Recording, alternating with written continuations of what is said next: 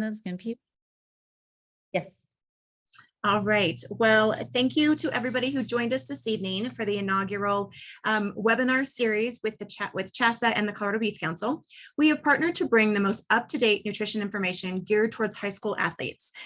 This is the first of 3 webinars, and so this will be recorded. If you need to hop off earlier, just know that it will be housed on CHSAA's website. You will also receive a link afterwards with the recording. So before I pass it over to Amy, I just wanted to introduce myself. My name is Kate Schultz, and I work as the consulting dietitian for the Colorado Beef Council. And we have partnered with CHSAA, as I said, really to bring the latest and greatest nutrition information to Colorado high school athletes.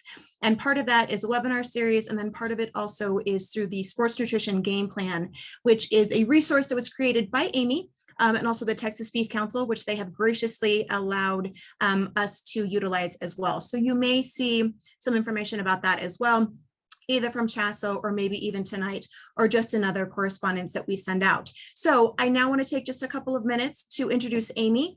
She will have her contact information at the end of her slides. My contact information is kate@cobeef.com if anybody needs that. But let me just do a short introduction for Amy. So Amy Goodson is a registered dietitian and certified specialist in sports dietetics. She has worked with the Dallas Cowboys, Texas Rangers, TCU Athletics, Ben Hogan Sports Medicine, FC Dallas Soccer, the NBA G League, the Alliance of American Football, and many endurance athletes. She is the creator of a free sports nutrition program for high schools, the Sports Nutrition Game Plan, and is the author of the Sports Nutrition Playbook, a play-by-play on sports nutrition for athletes, parents, coaches, and trainers. Amy is a co-author of Swim, Bike, Run, Eat, and nutrition contributor to retired NFL player Donald Driver's book, The 3D Body Revolution. In addition, she owns Amy Goodson RD Courses, a business providing education resources and courses to help dietetic students, interns, and registered dietitians determine and take the steps necessary to reach their dream career. Amy, I'll let you take it from here. And thank you so much for joining us. Thank you for having me, and thank you to everyone for coming this evening. Powering performance with protein is what we're going to be talking about. You might be powering performance and dinner with protein right now, but I'm really excited to be here. Protein is a very hot topic. As Kate mentioned, I've worked Pee-wee to pro in sports nutrition, and this is a topic that pops up from parents, coaches, athletic trainers, athletes, how much, when, what should I not do, what's too much, etc. So really excited to be here and talk on this topic tonight as well. Kate went through all of my things, but here I am again, and I'll put my contact information up at the end so that you have all of that. We have some QR codes for you to be able to scan to get to the program that Kate mentioned as well. So tonight we are going to be talking through a few different things. We are going to really identify the individual protein recommendations for athletes based on size and sport. It's a question I get asked a lot by parents and coaches. How much protein should my athlete be consuming? We are going to look at protein's role as it relates to maximizing both training performance and recovery. So what it plays pre-workout, during, and post-workout. And then at the end, we will talk about actually how protein plays a role in injury recovery and helping your athlete that hopefully does not get injured, but in case they do, what protein does for the body. So first, I always like to start by talking about proper fueling benefits of nutrition and protein for athletes. So when we talk about what good nutrition and high quality protein like beef does for athletes, it can help fuel performance. It can help improve strength levels, which ultimately will help build and repair lean muscle mass. Both nutrition in general and high quality protein help with recovery time and helping the body resynthesize, rebuild after a workout, helps with injury and maintaining lean muscle mass, as well as strengthening the body, give it what it needs to build and grow. And then nutrition in general can help with metabolic functioning. It can help improve body composition, all these different things. So when we talk about the young athlete, we're really trying to look at how can we use nutrition to optimize performance and recovery, but as well as fuel growth and development, cognitive focus at school, as well as just giving them the energy that they need over the course of the day to do all the things that we're asking them to do. So we're going to start first by talking about protein recommendations. And we're going to dial in on kind of what the general accepted protein recommendations are. So many of you might have heard of the RDA, or the recommended dietary allowance, that says that people should consume 0.8 grams of protein per kilogram body weight. Now, so sorry that in the US, we don't use the metric system, but to get your weight into kilograms, you take it in pounds, divide it by 2.2, and that will give you weight in kilograms, just so you know. But the 0.8 grams, a lot of people use this as a very strong recommendation. And the reality is the RDA is actually the minimum amount required to prevent deficiencies in the majority of the healthy population. So it's not necessarily what's optimal, it's the minimal amount required. As a registered dietitian, we oftentimes really focus more on what we call the AMDR, which is the accepted macronutrient distribution range. And this basically says that for the macronutrient of protein, that people can actually consume anywhere between 10 and 35% of their total calories coming from protein based on their goals, their training, their need, etc. So that really allows for a much larger range, because am I talking about a football athlete or am I talking about a cross country athlete? They're not going to need the same amount of protein. And so that's really important. And then there is research that shows that higher levels of protein, up to 2 grams per kilogram of body weight, which is not exactly, but right about a gram-ish per pound, it can be really, really helpful in strength-based athletes, really highly active athletes, injured athletes, and then also for older adults. So that kind of lays the playing ground of what it looks like of when we make protein recommendations, where they are falling. When we start to really look at that by sport, you can see we're doing it by kilograms again, but you can start to see the more strength-based sports you do, the more protein that you need. So for example, if we're talking about an endurance athlete, think about your cross-country runner, your swimmer, somebody like, or even like a cyclist or somebody like that. We're looking at about 1.2 to 1.4 grams of protein per kilogram body weight. You get more into your team-based sports where there is a demand for both endurance and power. Think volleyball, hockey, basketball, soccer. They need to run, but run fast. They need to, play a long time in volleyball, but jump high. And so they kind of fall in that middle range, 1.4 to 1.7 grams of protein per kilogram body weight.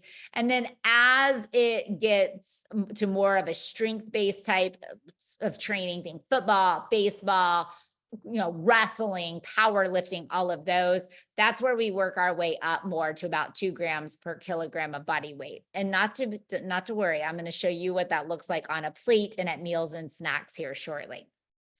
But this can kind of just show you what that looks like. So let's say you have a 150-pound endurance runner. Well, at 1.2 to 1.4 grams of protein per kilogram, they probably need 81 to 95 grams of protein a day. But let's look at a 200-pound baseball player or a 250-pound football player. Well, their protein needs are a lot higher. And because they weigh more, you'll see that they might need anywhere from 182 to 227 grams of protein.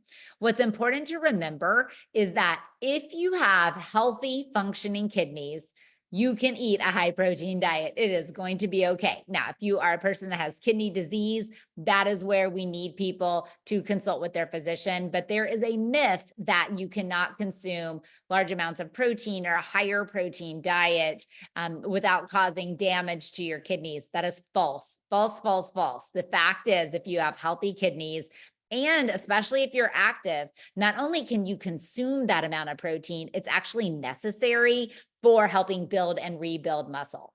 So now that we talked about the recommendations, let's look at defining protein quality as it relates to animal and plant foods. So when we talk about protein quality, we're basically talking about the digestibility of a protein.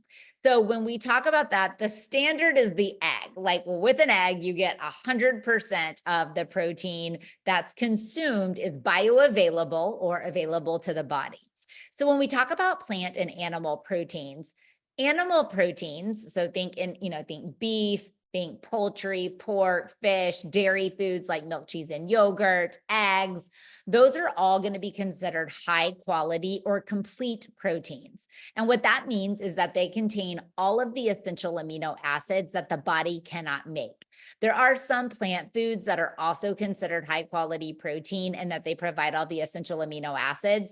Those are going to be foods like soy foods, so soy milk, edamame, tofu, tempeh, quinoa, amaranth, buckwheat. You also find complete proteins in chia seeds and hemp seeds, as well as pistachios and quinoa. So these are some of the ones that can be considered complete proteins. Other plant proteins, so think beans, lentils, other nuts and seeds, nut butters, they contain amino acids. They just don't contain all of the amino acids. So for people that eat more plant-based, there's a need to be more strategic about their protein intake, as well as to look at eating a variety of plant-based protein foods to get in everything that they need. Also, animal proteins are more bioavailable to the body. In the world of plants, you have a lot of conflicting things that compete for absorption, like fiber and tannins and plant compounds. So typically, you don't have quite the bioavailability of a plant-based protein as you do an animal-based protein. The other thing I really like to highlight about animal proteins is that they're often very rich in nutrients. Obviously, plants have lots of nutrients as well. Dairy foods are going to offer a variety of nutrients. Milk offers 13 essential nutrients per cup. So we're talking about high quality protein, and we've got B vitamins and calcium and vitamin D and all of these good things. When we talk about many of our meat-based proteins like lean beef, as well as salmon, poultry, we're going to have a variety of nutrients. One of the things I always like to highlight about beef is that it has 10 essential nutrients, some of those being what I like to call hard to find. So, getting your iron, your vitamin B12, zinc. A lot of people don't know that lean beef has an antioxidant called selenium. It's going to help strengthen your immune system. Other proteins like salmon are going to provide omega-3s. So really dialing in on where you're getting protein and choosing a really nutrient-rich version so that you're getting more out of your protein and more quality. So not just the protein, but also a variety of nutrients. When we talk about plant-based eating, I always like to point out the protein calorie dilemma. And it's not that you cannot get the amount of protein that you need eating a plant-based diet. You just have to be much more strategic about it. Reason being is that many plant foods are considered both protein and carbs or fat and carbs. So like quinoa is carbs and some protein. Peanut butter is fat and some protein. And so you'll see here that if we had a 3-ounce piece of beef, that's right around 173 calories and about 25 grams of protein, you would have to eat 3 cups of quinoa to get that same amount of protein, AKA 666 calories. And let me tell you, I love peanut butter with all my heart. I always say if I get stranded on an island, send me peanut butter. But 6.5 tablespoons of peanut butter is kind of a lot, and it's a lot of calories. So I say all that to say many times when we focus on plant eating, we have to be a lot more strategic because animal foods like lean beef provide us more grams of protein per bite, which makes it a little easier to get in our protein needs over the course of the day. When we talk about other athletes and just in general with nutrition, high quality protein is of top concern. So for athletes that might eat more plant focused or plant based, we want to make sure that they're getting as much high quality protein in as they can, because that is going to be essential for growth, development, and then building and repairing lean muscle mass. One of the terms that is out there in the world is called flexitarian. And so for people that do eat a more plant-based diet, looking at flexing in lean, high quality proteins, when maybe you're mixing beef and mushrooms into meatballs with zucchini noodles and vegetables and things of that nature. So really just looking to optimize protein consumption for your athletes at all ages of athletes is going to be important to support all the needs that they have with growth and development as well as exercise. So now let's look at protein as it relates to powering performance and recovery. So this is really dialing in on the pre, during, post-exercise eating scenario. So when we talk about the goal of, oops, if everyone could hit mute, that would be fantastic. Or Kate, I don't know if you can mute people. So when we talk about protein's role in fueling exercise, I want to talk about it pre, during, and post workout because in certain scenarios, it's more important than others. So in a pre-workout time frame, we really look to protein to help stabilize blood sugar. Why is that important? Because when we pair carbohydrates, so think grains like rice, pasta, potatoes, bread, bagel, etc., with protein, think beef, poultry, fish, eggs, any of those, we are able to create a more stable blood sugar curve. And this is important because your energy levels follow your blood sugar levels. So if your blood sugar looks like a roller coaster, that's going to be what your energy level often looks like. So leading into a workout, a game, a weightlifting session, we want an athlete to go in with a very stable blood sugar so that they have stable energy levels. Typically during a workout, protein is not what we're tapping into, especially during like an intense workout or an endurance workout. We're usually focusing more on carbohydrates. However, protein can play a role when we're talking about between games that are close together, or maybe between a practice and a lifting session or something like that. But primarily during exercise, we focus on carbohydrate. Post exercise, though, protein is king. It is going to be what helps us build and repair lean muscle mass and really jumpstarts the muscle resynthesis process. So looking at it from pre, during, and post exercise. So when we talk about pre-exercise, we're typically wanting an athlete to eat a pre-workout, pre-game meal about 3 to 4 hours before that training session. So if that is going to be an afternoon athletics, afternoon practice, lunch is typically going to be their pre-workout meal. If they have an evening game, you might be eating a pre-game meal around 3:30, 4 p.m. What we want in that meal is a good amount of complex carbohydrates. So think your rice, your bagels, pasta, potatoes. We want it to have moderate protein, think lean beef, poultry, fish, eggs, etc. And we want it to have plenty of fluid. So at least 16 to 20 ounces of fluid to promote hydration. The key here is that we want to limit the high amounts of fat and really high fiber foods. Hear me out. Can you have peanut butter? Yes. Can you have a whole grain? Yes. I mean, don't serve like Brussels sprouts at your pregame meal because that can often cause GI distress. We also don't want to serve like fried foods or really high fat foods that can contribute to gastrointestinal distress when training or competing. So really focusing on carbs, protein, and fluid is going to be what we want at a pre-training, pre-game meal. And then that pre-exercise snack, typically we're looking at carbohydrate, a banana, a granola bar, something like that. But if the athlete is hungry or it's going to be a while again before they eat, we can start talking about incorporating small amounts of protein in.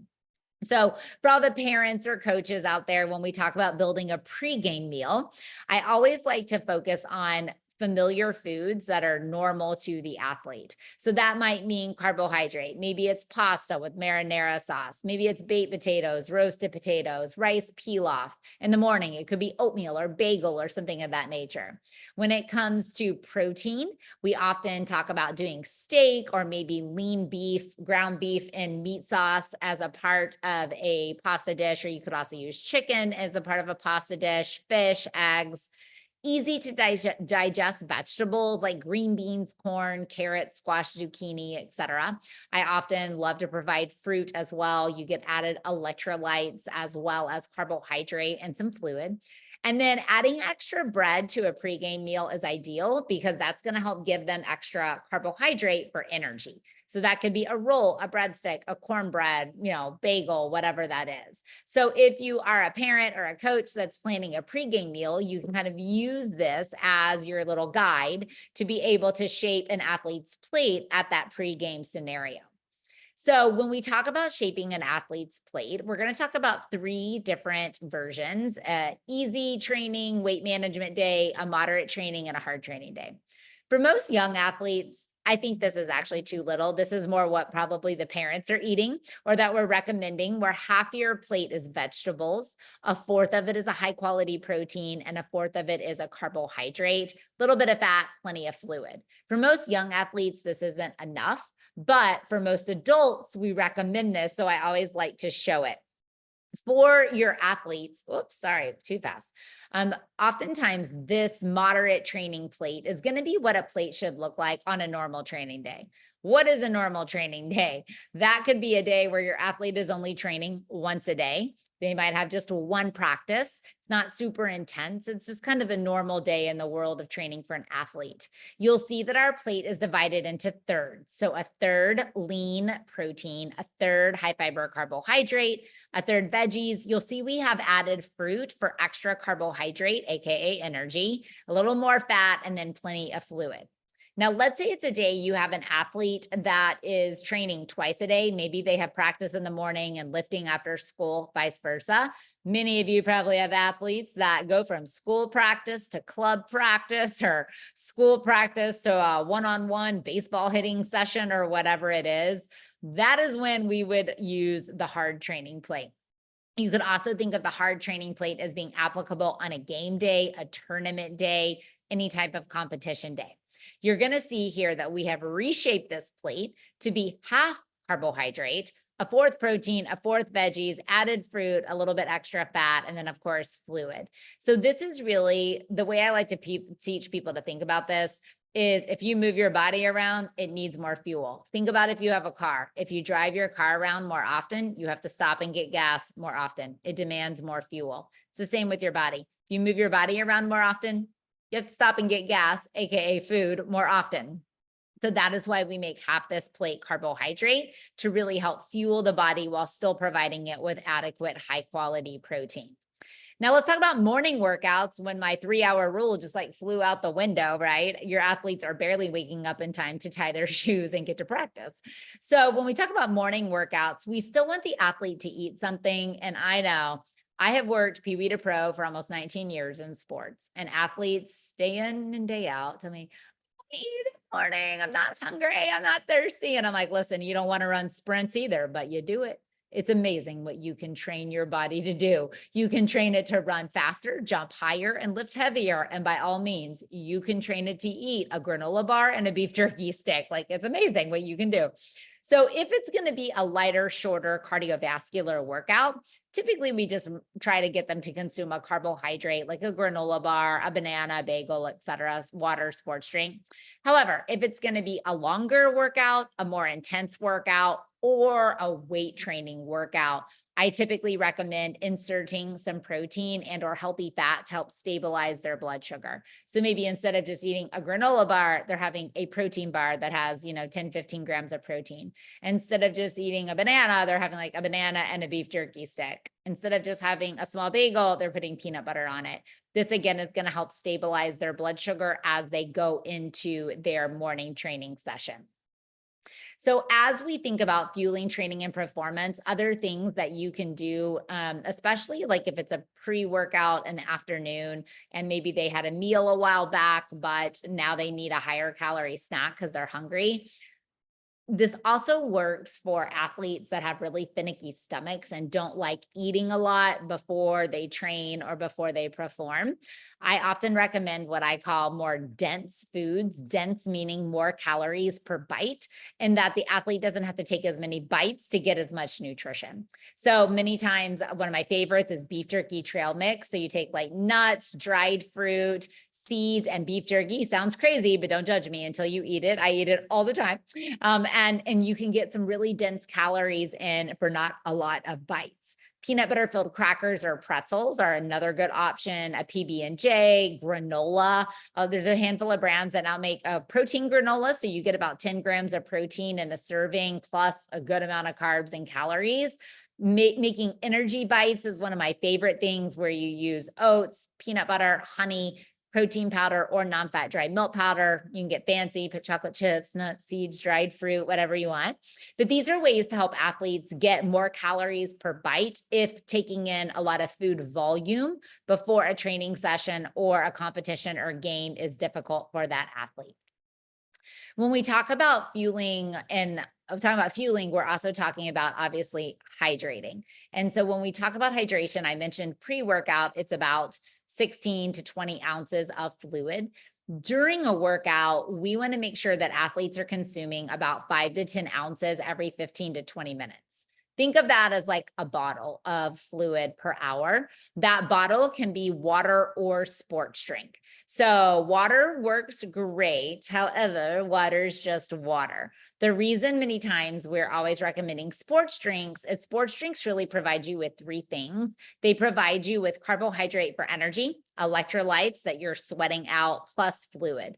So you'll see on the right the amounts of carbohydrates that you need for consistent movement. Let's say you have a cross country runner. Well, that person, if they're out there running, that athlete for a few hours or even an hour, hour and a half, they're going to start to need some carbohydrates. So those simple sugars can actually help fuel that workout.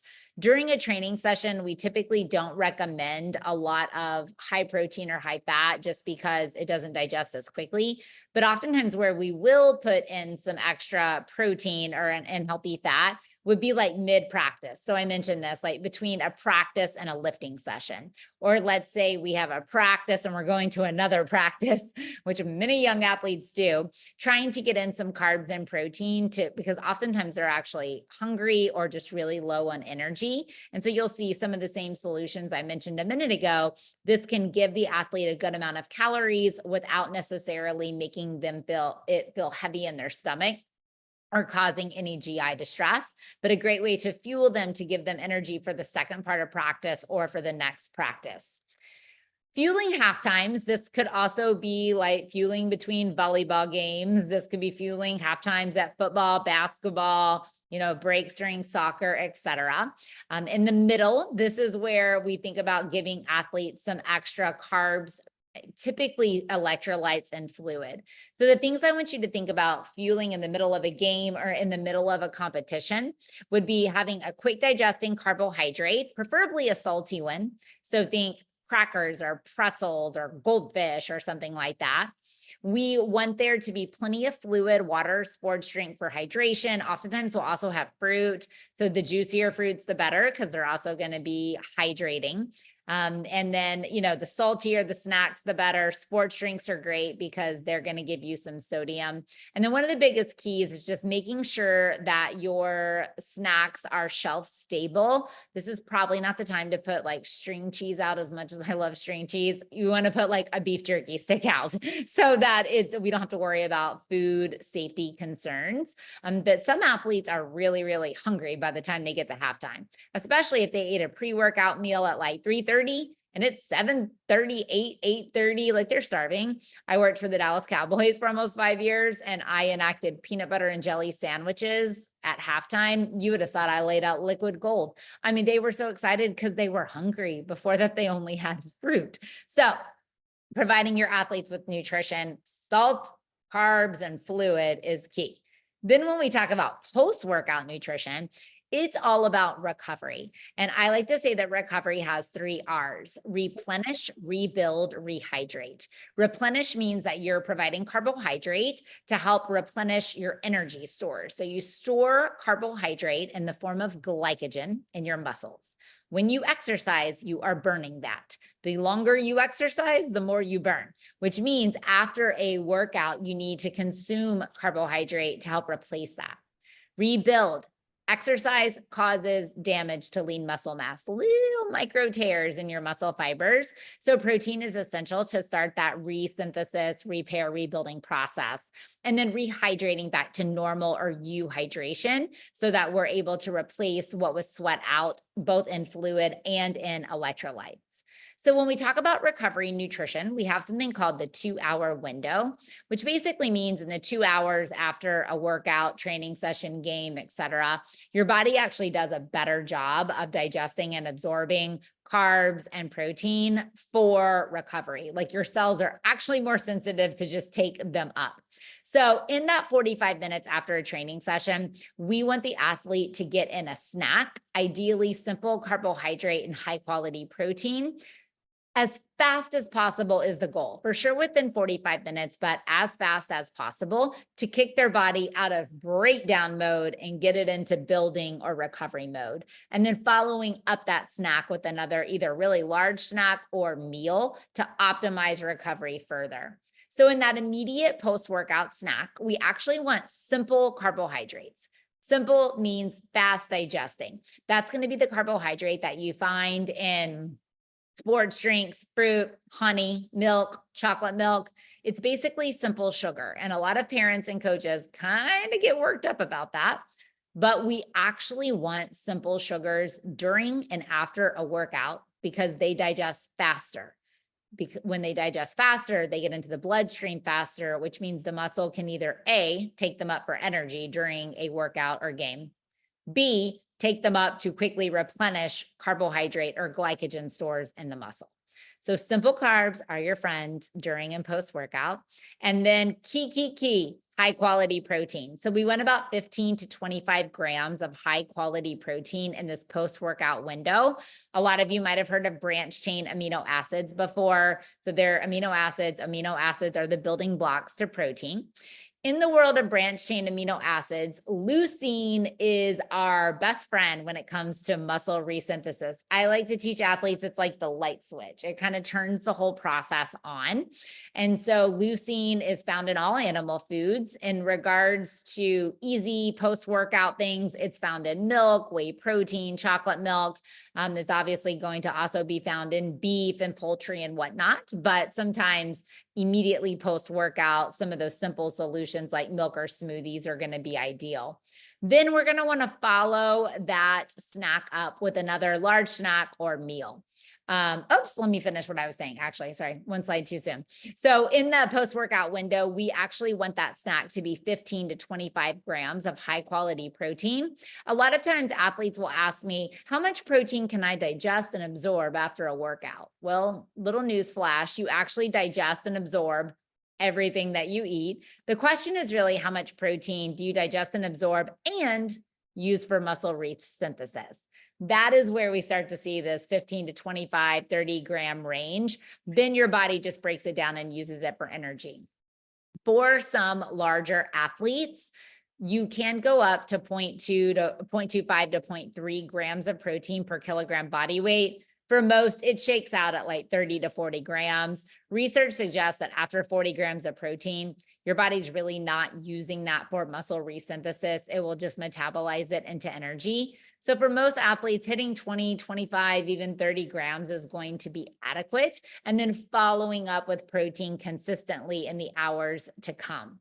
These are some examples of what post-workout, immediate post-workout snacks could be. For endurance athletes that might need more carbs, this could look like low-fat chocolate milk, could like milk with a banana blended in, sports drink, and a little bit of whey protein powder, or a smoothie that you make that has protein powder or milk or yogurt with fruit and juice and honey.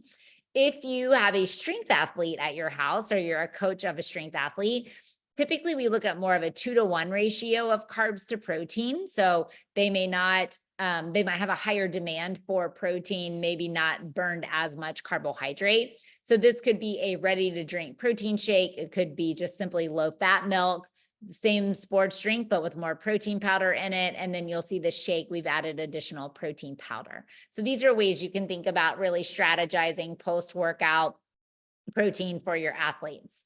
Then when we talk about recovery nutrition, the meal, where I was going to a minute ago. So you want to follow that up with either a larger snack, typically a meal. And depending on the time of day, you can get really creative with what that is. I love, there's a recipe, and we're going into fall, and I live in Texas, you live in Colorado. It's going to get colder there than it is here, but it's beef sausage savory oatmeal. And I know you're thinking beef and oats, you've lost your mind, but you got to check it out on beefitswhatsfordinner.com. This is one of the most delicious things ever. Think of making risotto like with rice and beef and cheese, but it's made with oats. Absolutely delicious. Breakfast you have to try for your athletes. If it's a daytime meal, obviously it could be a sandwich with meat and cheese, lettuce and tomato, crackers, hummus, fruit, and yogurt. If it's dinner, it could be grilled steak and veggie kebabs with rice pilaf and, the veggies, and then you add fruit and maybe your athlete drinks milk. The goal is that we're creating that plate that I showed you, probably back to the 1/3, 1/3, 1/3, really focusing on high quality protein, carbohydrate, and then plenty of color, both in the form of fruits and vegetables. These are some brown bag breakfasts. So many times post-workout recovery for athletes is done at school, because if they have a morning workout or morning athletics, they may not have been able to go home to change and eat breakfast before going to school. So this is what I like to call the BBB, the brown bag breakfast. Brown bag breakfast that you can throw in your bag or your backpack so that you can refuel after a morning workout while you're changing clothes and rushing to practice. I call them brown bag breakfasts because most of these are going to be very shelf stable. Maybe you're having a bag of trail mix, beef jerky, and a banana, or you have a whole grain bagel with peanut butter and honey, a banana, and a hard-boiled egg. Hard-boiled eggs can usually make it a few hours. Maybe you have a ready-to-drink protein shake that has carbs and protein and a fruit and a beef jerky stick. Lots of different ways you can think about doing this. One of the other things that I typically recommend for young athletes is if their school cafeteria is open, to run through and get a milk or a chocolate milk. So cow's milk has 1 gram of protein per ounce. So an 8-ounce little bottle of milk provides them with 8 ounces or 8 grams of high quality protein, plus 12 other essential nutrients, including calcium and vitamin D, which is essential at the high school age when they are laying down a lot of their bone mass and their bone and mineral density. So these are just some easy solutions for on-the-go breakfast for your athletes. Now looking at really putting that on the plate. So practical nutrition strategies. Talked about a few breakfasts, but these are some of my other favorites. Athletes love breakfast burritos. So doing, a beef, egg, cheese, whole grain breakfast burrito, pairing that with milk and fruit. If your athlete doesn't like to eat a lot in the morning, dump everything in a blender. You can take milk, yogurt, fruit, honey, peanut butter, spinach, you name it, avocado, whatever you want, and blend everything up. If they're on the go, energy bar, banana, string cheese. So these are just some practical solutions for feeding athletes in a hurry in the morning. If you have time to cook, that's great. But if not, these are some solutions as well. I am a huge fan of the egg muffin cups. So a lot of times in the morning, people are in a hurry. And so they grab carbs. They grab a bagel, they grab a granola bar, they grab a bowl of cereal, they grab a banana, all good, except that you will wonder if you've ever eaten food like an hour later.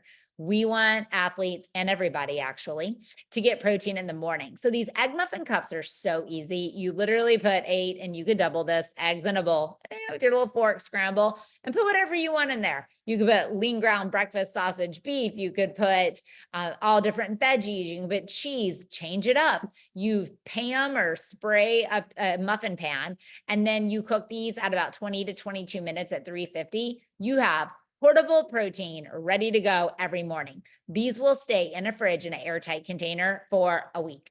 So get these made on the weekends. They don't take very long. Great way to help fuel your athletes with protein and your whole family in the morning when everyone's in a hurry. I am a big believer in snacks. I love snacks in the sports nutrition world. I feel like snacks are the glue that hold the entire sports nutrition puzzle together, but really dialing in on making sure we're not just having hot Cheetos at a snack.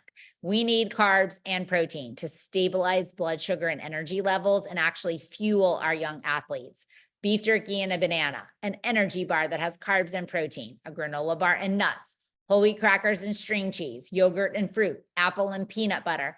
These are all going to be really great solutions. If you have the ability to keep things cold, you can do things like yogurt and string cheese and turkey lunch meat. If not, got to go shelf stable, peanut butter, granola bars, beef jerky, foods that aren't going to have a food safety concern.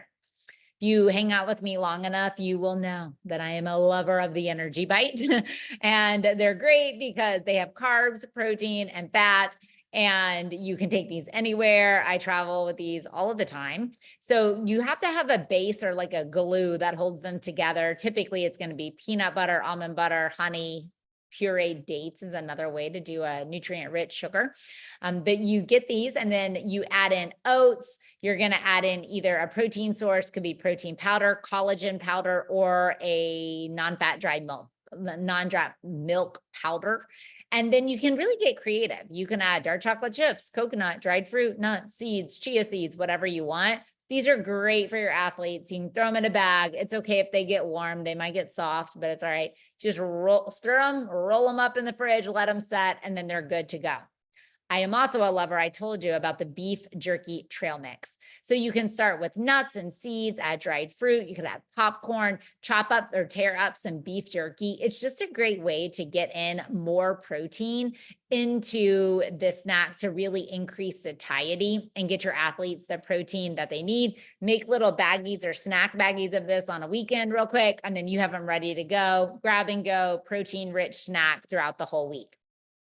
Balancing your plate at lunch and dinner, lots of different ways that this can look like. It could be a roast beef sandwich with lettuce and, hummus and veggies, whatever. It could be with whole grain crackers, fruit and milk. It could be a burger on a whole grain bun with cheese and mashed avocado, lettuce, tomato paired with sweet potato fries.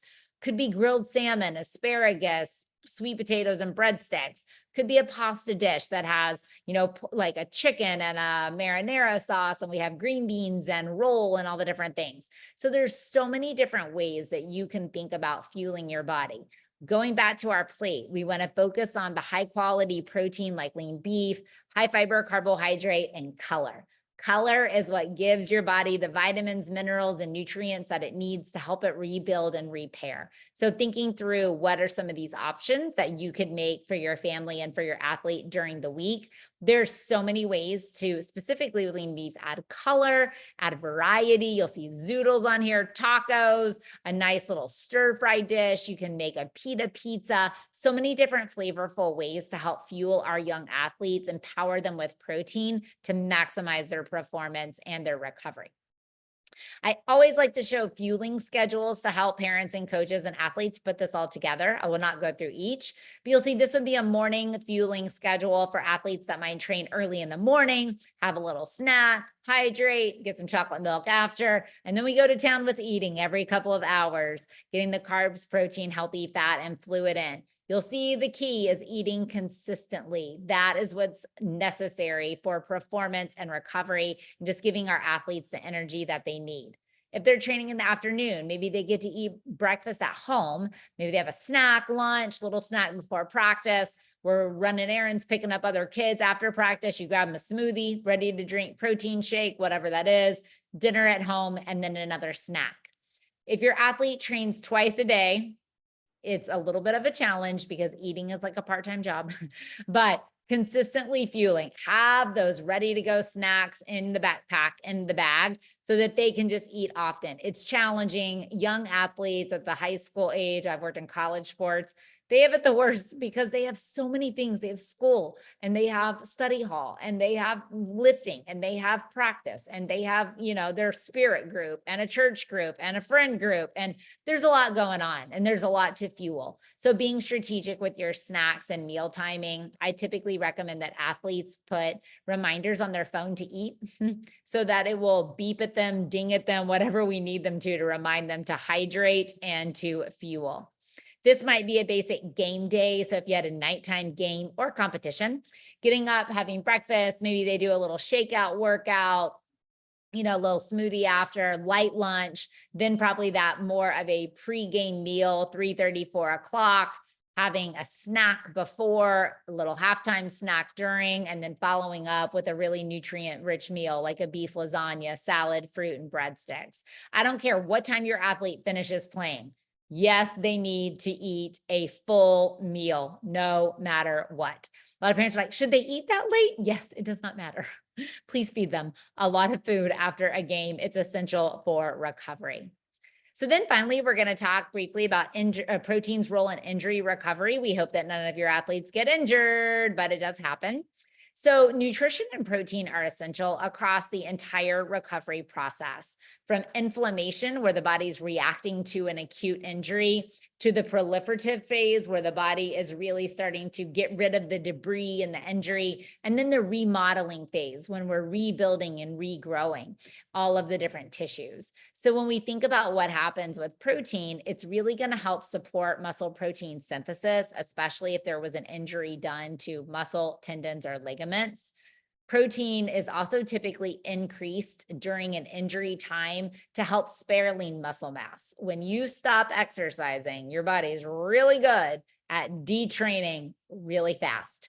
And so trying to provide extra protein to maintain lean muscle mass is key. We also need protein to help maintain energy balance, stabilize blood sugar, and then also to really help initiate that healing process so that the body can build and recover, because it's usually remodeling at a massive rate when an injury has occurred. So when we think about protein as the primary concern, as I mentioned, it's going to be important for muscle, tendon, and ligament growth. Typically in an injury, and not just like they lightly sprain their ankle, but a more dramatic injury, we would be recommending 2 grams of protein per kilogram body weight, especially if there's any type of tear, surgery, any of those. Hopefully not, but if so, getting the protein up to 2 grams of protein and really distributing it over the course of the day is going to be really important for helping our athletes get what they need, so that, your body doesn't just repair after a workout. It's constantly remodeling, especially when there's an injury. So protein distribution across the day is going to be really important. Some other benefits that we find in animal protein specific to injury recovery are some of the essential vitamins and minerals. So iron, we're going to find that in beef, eggs, and other animal proteins. Iron is essential for carrying oxygen to carrying oxygen via red blood cells to your muscles, which is going to be important. We find calcium and vitamin D in dairy foods if the athlete has had a bone break or a fracture or stress response. Zinc is really important for strengthening the immune system and very important for initiating DNA reproduction. So zinc is actually involved in over 300 metabolic processes in the body. So we're going to find zinc in beef, nuts, seeds, some other animal proteins, but essential for injury recovery. And then antioxidants. So antioxidants are important because they help buffer free radicals, or what I like to call the bad guys in the body that cause more inflammation. So you'll typically find antioxidants in bright colored fruits and vegetables. And then you're also going to find selenium in beef and in dairy foods. And selenium is a very strong antioxidant that helps fight free radical damage. Collagen can actually be very important for joint and connective tissues. So if you think about the different collagen powders that are out there, it's actually the most abundant structural protein that we have. It's found in bones, joints, skin, tissues. Women know about it with skin. Older people might know about it from joint health, but it's really essential it's really high in non-essential amino acids like glycine, proline, and hydroxyproline. And so these are really important for joint health. So bone remodeling, really helping with ligament remodeling, et cetera. Typically, we're recommending if an athlete has a ligament or a tendon or a joint problem, trying to consume collagen with vitamin C. It helps improve the absorption of that, and it's essential for collagen synthesis. Consuming collagen can help your body stimulate the production of collagen, and vitamin C is essential for that. So you can look at collagen protein for some of those more joint and other soft tissue injuries. So I've given you a lot of information. Where do we start, and how do we start to implement this with our athletes in our schools and our coaches to help make nutrition as practical and applicable as possible? So we're starting first with education. Tonight was our first webinar that Kate mentioned. We are going to do 2 more. So in January, we will be talking about beefing up your immunity to stay in the game. Many people are struggling with sicknesses and colds that time of year. So we're going to talk about immune health, and then we'll really dial in on finishing strong towards the end of the year in April on the 3 R's to recovery, and really dialing more into post-workout nutrition and recovery. So Kate mentioned this at the beginning, but I am the developer of the sports nutrition game plan. This is a free, Free, free high school sports nutrition program that your schools can utilize. We have videos in there, both for education videos as well as short education videos. We have different meal plans and calorie ranges for high school athletes. We have advanced fueling schedules. We have over 30 different fact sheets that have examples for meals and snacks, all the different things. We have challenges that your athletes or teams can participate in. We have little tips that are graphically designed that you can post on your video screen in a weight room, or you can post in your social media feed or to your parents on a website. So these are all just ways that we are trying to help get sports nutrition into a fairly underserved area. I'm pretty passionate about that. Texas Beef Council funded the development of this, but I created it. We also have our program on, or highlights of our program on Sports U. It's a communications platform for high schools. It is also free. And that is the code for Sports U. You can also search Sports Nutrition Game Plan. It's a free group. We have over like 1,200 people in it. So you can join Sports U and join. I post tips Monday, Wednesday, and Friday. I post fact sheets, recipes, all the different things. So this QR code will take you straight to the program, and you can go to the form, fill it out, and then your account will be approved and you'll be able to log in and have access. So whether you're a parent and you're looking to this to help fuel your kids, maybe you're the head booster club person and you want to implement this at the school, you're a coach or an athletic trainer or an athletic director, maybe you can sign up and then pinpoint someone to help implement this program. I do also offer RD interns. So I have lots of registered dietitians that really want sports nutrition experience. So these are virtual interns, but if your school would be interested in something like that, we can offer that. So just to give you a snapshot, I kind of walked you through what's in the program, but to show you a few images, we have the different fact sheets. So like this is how to build a pregame meal, 10 tips to shape a pregame plate. We have actual meal and snack solutions on there. These are some of the tips that I was mentioning that you can post in social media. They're downloadable images. You can post them on your website or wherever, just to help give your athletes those quick tidbits for fueling their bodies. These are our team challenges. So we have a variety of sections in the program, and each one has 3 different challenges. Again, it's just to challenge your athletes to get nutrition built into a part of their daily routine and daily game. And then these are some of the fuel schedules. They look kind of like fact sheets, but they shape out what I was showing you with the fuel schedule chart, as well as give you pointers and what some of those meals and snacks actually look like. Meal plans, we've got all kinds of options. On the left side where you see the meals, I would say the meal plans, I think, have 3 pages of that. So lots of options for breakfast, lunch, and dinner. We have meal plan tips in there. We have various calorie ranges, both for female athletes in the high school space and male athletes. Free downloadable meal plan created by sports dietitian, myself. So those are there for you to download. All of our handouts download as a PDF as well. And then finally, I was just going to highlight in my personal business, we also have started taking insurance for nutrition services. So we're taking Aetna, Cigna, United Healthcare, and should be taking Blue Cross Blue Shield by October. This is a really great way to get your athlete additional help. I had no idea until I really started looking into this, that 94% of people, athletes, parents, coaches, anyone, can see a registered dietitian for free or at a very reduced rate. So this, one of my big goals as a sports dietitian is to help expand access of sports dietitian to high school athletes, middle school athletes, small colleges, parents, all the people. And so this really allows us to do this. So we have a variety of things in our business that can be of service to you. I have a free podcast. My business is the Sports Nutrition Playbook. We have a free podcast, a free YouTube channel, a free Instagram. So we are putting out the information, but if you're interested in one-on-one for your athletes, I have 6 sports dietitians. If you text insurance to the number on the screen, 878-877-6787, we can help verify your insurance for nutrition coverage and let you know what your coverage is for nutrition services.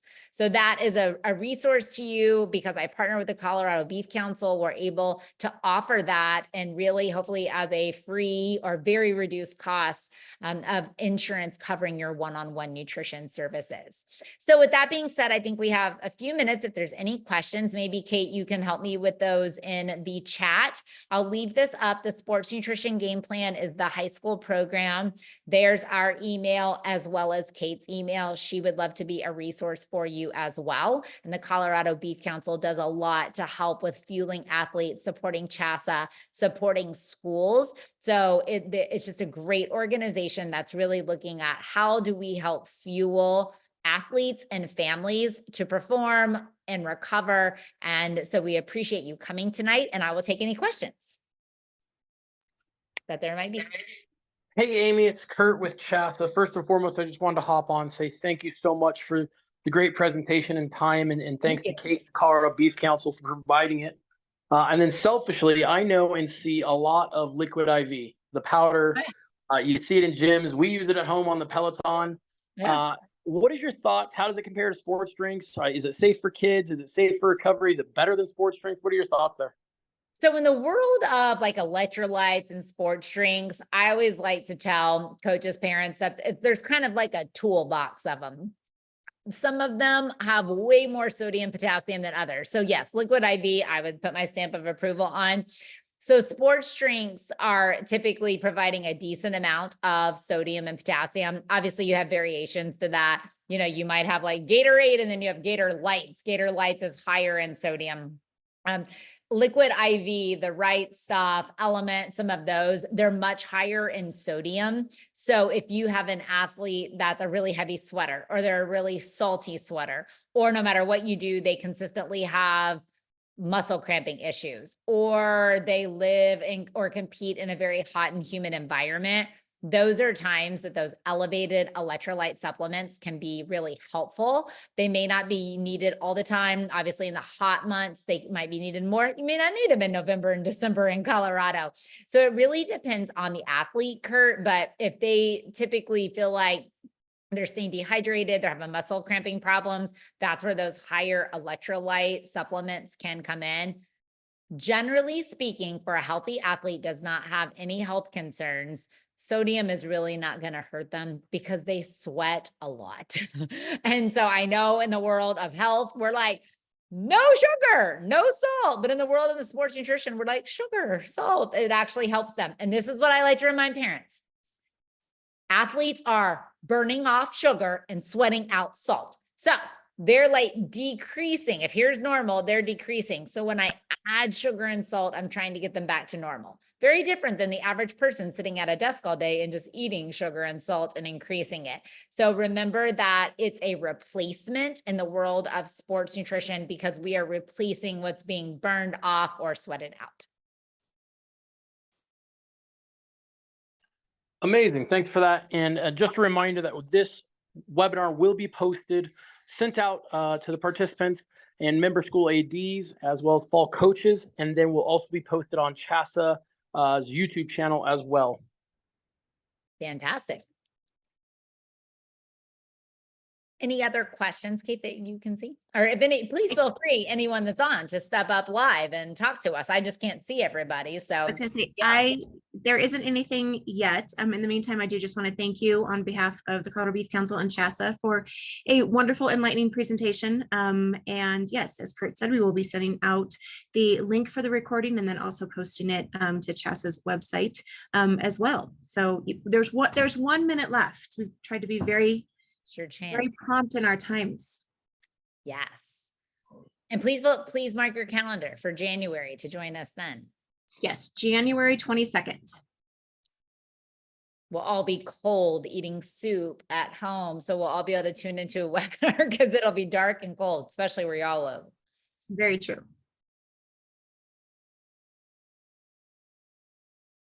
All right. Forever hold your peace. Okay. All right. Well, I'll let Kate, I'll let you close it out. Thank you again to everyone for coming. Hopefully this was helpful for you, and we will make it available on all fronts, as you heard. Yes, this was excellent. Thanks. We'll check out your resources from Mark. Thank you, Michael. Oh, Michael, great. thank Thank so you. much. Thank you. All right. You good, Kate? Good. Thank you. Awesome, everyone. Thank you for coming. Have a good night. Let us know how we can be a resource for you. Thank you, Amy. Thank you, Kate. Bye, Thanks, Kurt. Kurt. Thanks.